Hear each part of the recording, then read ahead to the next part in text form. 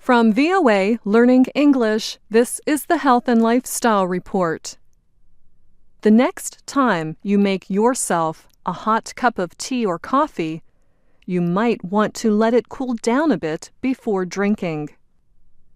Researchers say letting your hot drinks cool off could help you avoid some kinds of cancer. In fact, the United Nations Cancer Research Agency decided to list hot drinks with lead, gasoline, and exhaust fumes as possibly carcinogenic. In other words, each one could cause cancer. The International Agency for Research on Cancer is part of the World Health Organization. The IARC published the findings in the medical journal Lancet Oncology.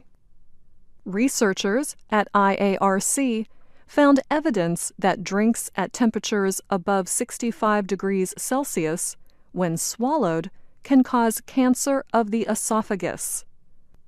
The researchers examined findings from other studies where tea and coffee were often served at 70 degrees Celsius or above. Those studies were completed in Iran, China, and South America.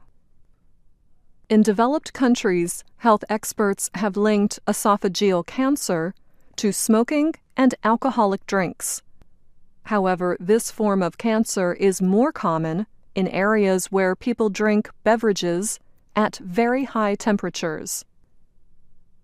In Europe and the United States, many people drink coffee and tea at temperatures around 60 degrees Celsius, and they often add milk, which lowers the temperature considerably.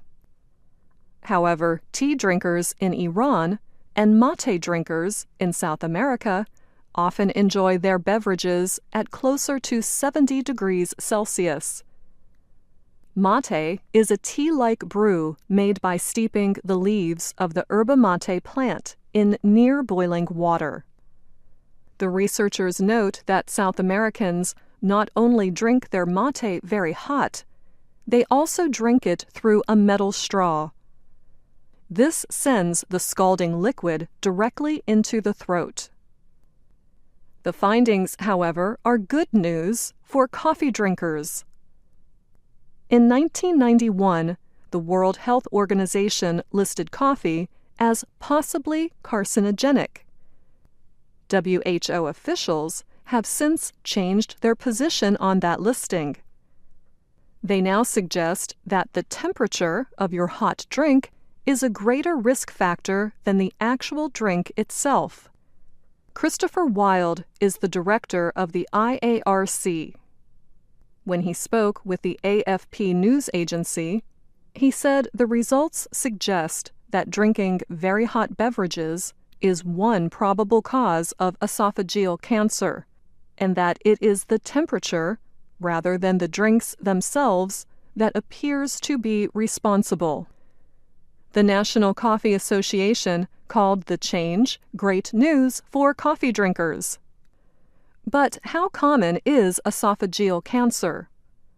Worldwide, it is the 8th most common cancer. Cancer of the esophagus killed about 400,000 people in 2012. I'm Anna Mateo.